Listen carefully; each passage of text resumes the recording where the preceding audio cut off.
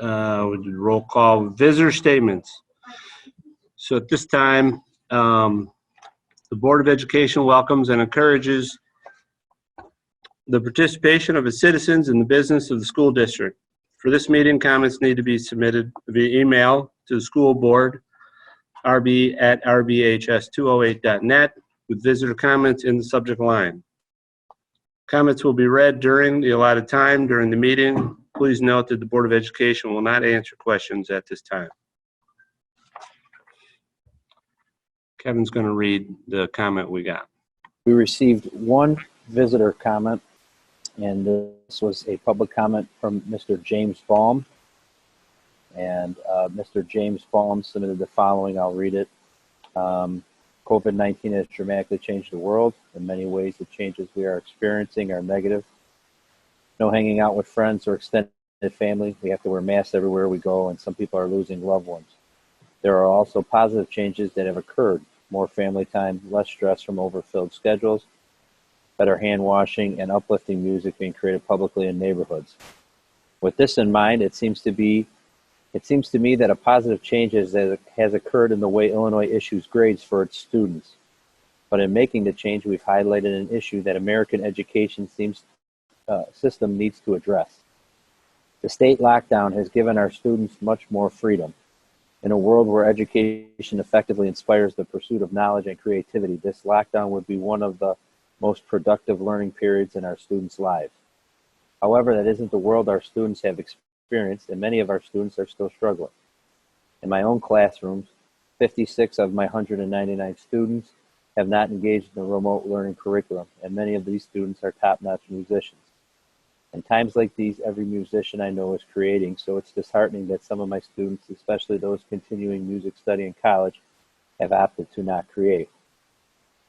It grieves me to accept partial ownership of this problem. However, I believe there is a systemic failure at play in my online classroom. The American education system has many flaws that contribute to this lack of motivation in students, but chief among those flaws is our grading system. Many teachers use grades as a means of coercion and punishment, which may work for short-term outcomes in classroom management, but actually have a detrimental effect to long-term learning, perseverance, grit, creativity, and intrinsic motivation. This is such a large problem that in this moment of crisis, ISBE had to mandate non-punitive grading throughout the entire state, throwing many teachers into a panic while liberating students from the oppressive grading schemes. Think about what it means to the ISBE felt the need to protect students from punitive grading. I believe we need this non-punitive policy to remain intact as the new normal. Our world is ever more rapidly changing through technology and innovation. Teachers cannot possibly know what the world will look like or need when our students graduate college. If we can't inspire a thirst for knowledge and creativity, we are failing them. Sadly, this is the case for many of our students, who, when given the time and freedom to create and seek knowledge as they please, frequently complain of boredom while occupying their time with too much leisure activity. No punitive grading is only one part of the solution to this complex problem. I know our leadership team, administration, and many teachers have been working hard to make the policy work for our building, and I hope they continue to seek out best practice for grading and engage our feeder schools to do the same. Along with that, I hope we strongly consider the motivation behind ISB's mandated grading policy and look at the impact it might have if we let it become the new normal.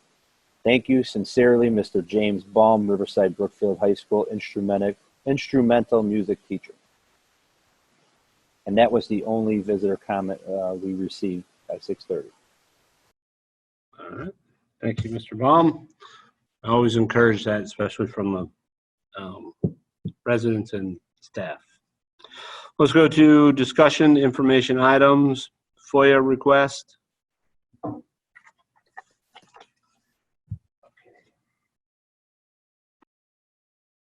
We didn't have any. Yay. Well, that's a positive.